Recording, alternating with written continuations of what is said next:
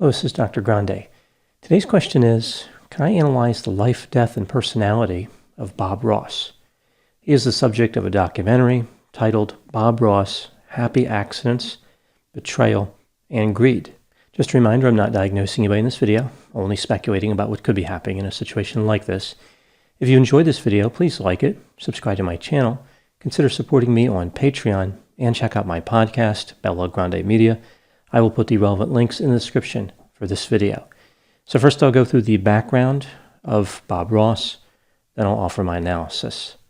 Bob Ross was born in Daytona Beach, Florida on October 29, 1942.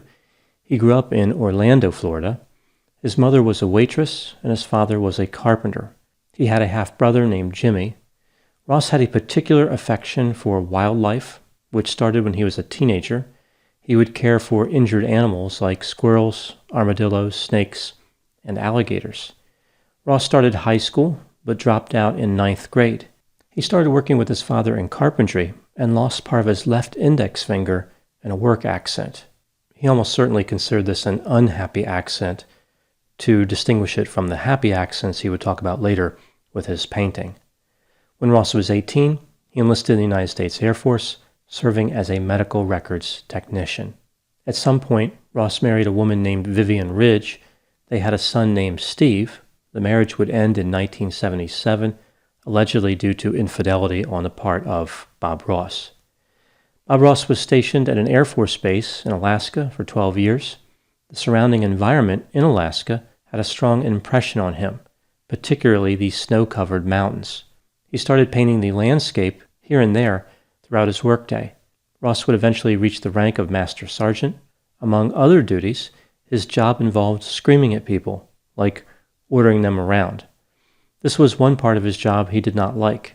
He made a commitment not to raise his voice when his time in the military was over. Ross was deployed in Thailand during the tail end of the Vietnam War and then stationed in Spokane, Washington. In addition to his duties in the Air Force, he took a part-time job as a bartender. When he was there, he saw a TV show called The Magic of Oil Painting. The show was hosted by a man named Bill Alexander. He used an old painting style called wet on wet, which allowed him to complete a painting in under 30 minutes. Ross was fascinated by this technique.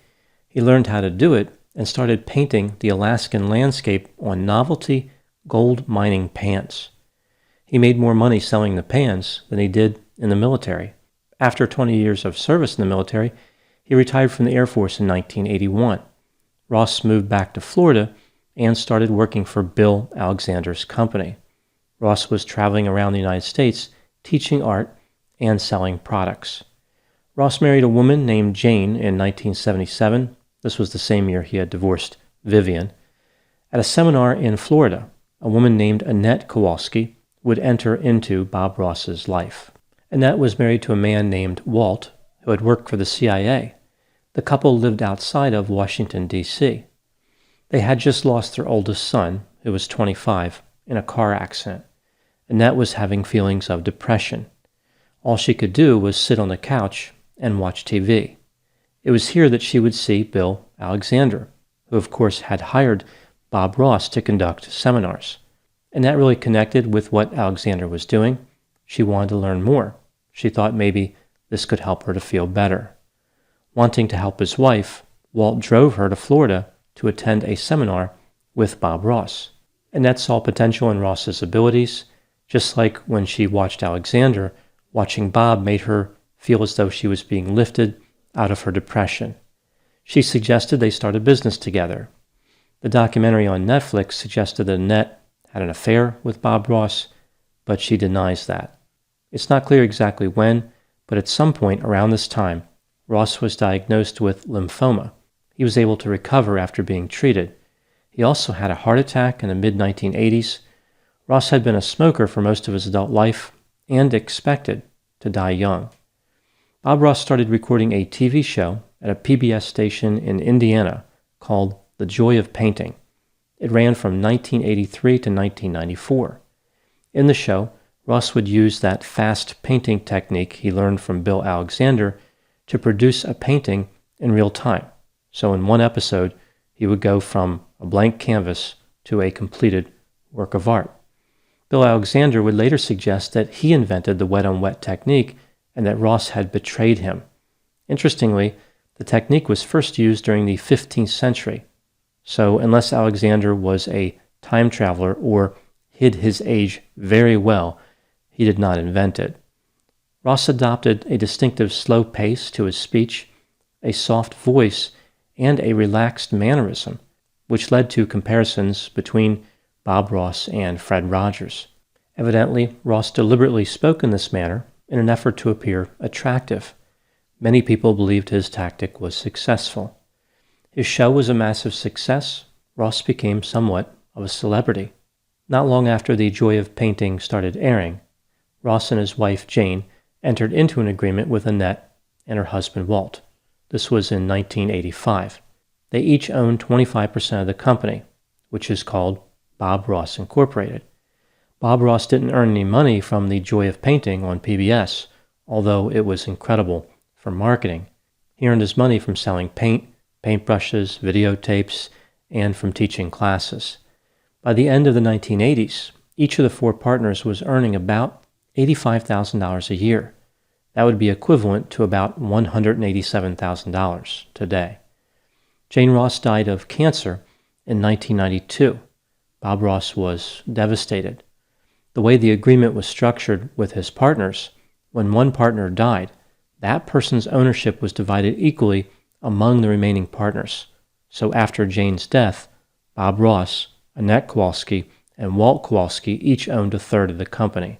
Just 3 weeks after his wife died of cancer, Ross was diagnosed with lymphoma for a second time. Unlike his first diagnosis, this one would eventually result in his death. He continued working through the illness for some time, but eventually had to stop as he became too weak to continue. In 1995, he married a woman named Linda Brown. Bob Ross would die on July 4, 1995, at the age of 52. During his career, he had completed about 30,000 paintings. Under the agreement with the Kowalskis, the shares that Bob Ross had owned were divided between them. They now owned the entire company. Allegedly, they had tried to get Bob Ross to sign over the rights to his estate prior to his death. Ross did not do that. Instead, he made out a will, leaving his estate, as well as the rights to his name and likeness, to his half-brother Jimmy and to his son, Steve. After the death of Bob Ross, the Kowalskis filed a series of lawsuits against Bob's estate. Jimmy, Linda Brown, and a dermatologist who had worked as a writer and producer of a short-lived children's show that Bob had recorded. It appears as though the Kowalskis were trying to gain total control of all the intellectual property rights. Years later, in 2017, Steve, along with two other people, sued Bob Ross Incorporated, but ultimately lost. Instead of filing an appeal, which would have been expensive, Steve gave up his claims to his father's intellectual property in exchange for a modest payment and the promise that he could function as an artist without the fear of being sued. Now moving to my analysis. The story of Bob Ross is really divided into two parts.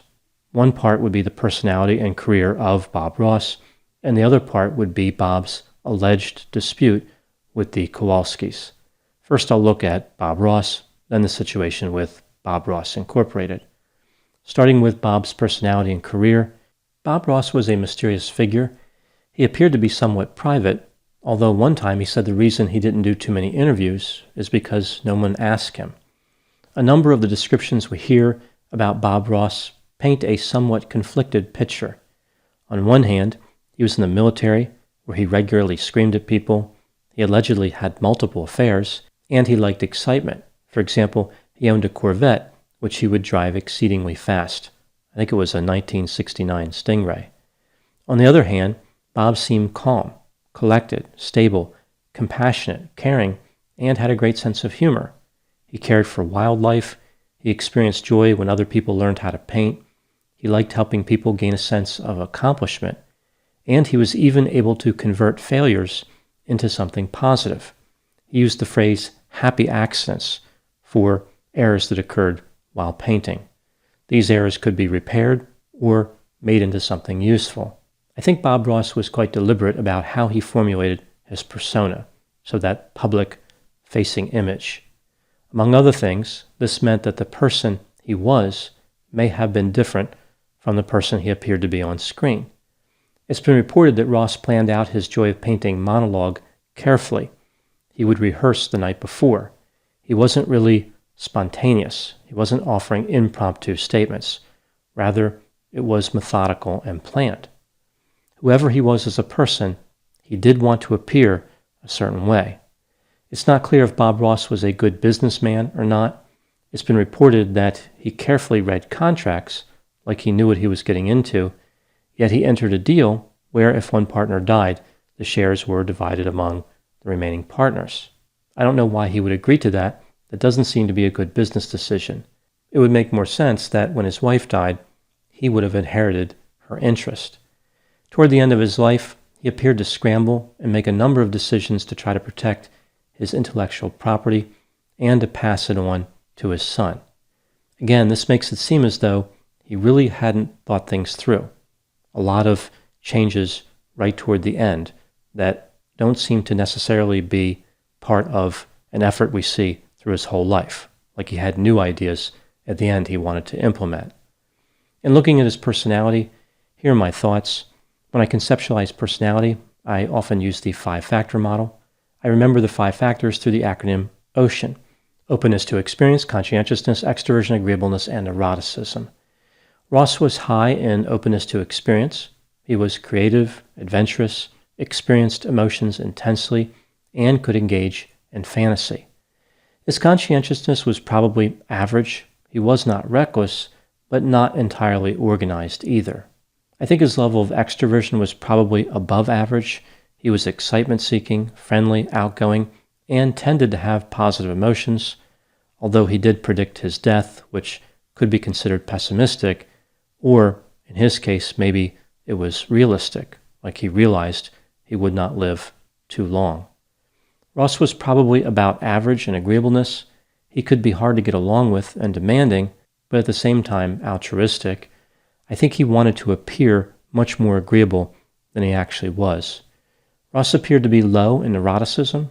He wasn't angry or anxious, but he did seem to have some difficulty resisting temptation. Taking a look at his ability to paint, a lot of people like the paintings that Bob Ross did, but many serious artists do not. They describe his painting as simplistic, formulaic, uninspired, thoughtless. Some artists view his products as offensive, like they are not true professional-grade products. I'm not an art critic. I didn't think his paintings were terrible. I do wonder about the quality of a painting that can be completed in under a half hour. I think speed was his talent.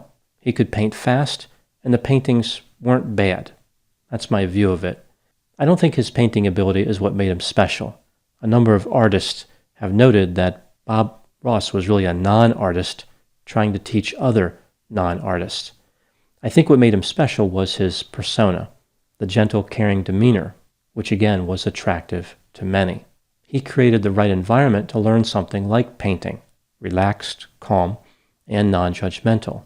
Some artists have accused Bob Ross of essentially promoting a form of art therapy rather than teaching how to become a high-quality painter. Maybe that's what he was doing. Maybe it was art therapy, and maybe that's okay. Bob Ross helped a lot of people through his demeanor and through his painting. He showed people how to combine a subdued demeanor with working, with being productive. I think that's Bob Ross's greatest contribution. Moving on to the situation with the Kowalskis. In the documentary on Netflix, we see these allegations that the Kowalskis were aggressive, greedy, and litigious. Many people were asked to participate in the documentary, but they were too afraid to do so because they did not want to be sued by the Kowalskis. The Kowalskis didn't participate in the documentary either. It was noted in the documentary that the Kowalskis denied Annette had an affair with Bob Ross, and they denied that their relationship with Bob was fractured. On August 25, 2021, a public statement from Bob Ross Incorporated was released. I will paraphrase it here. The company suggested the documentary was inaccurate and biased. If it weren't for the Kowalskis, Bob would not have been popular. The producers of the documentary contacted the company on 2 occasions, but they did not ask specific questions, and they did not mention that they had a deal with Netflix. Without the input from the company, the documentary was biased in favor of the people being interviewed. The company was particularly offended by the idea that Steve Ross wanted to get his story out for years. They said they did not hear from him for many years until, out of the blue, he sued them. Their statement really isn't surprising, except for one part.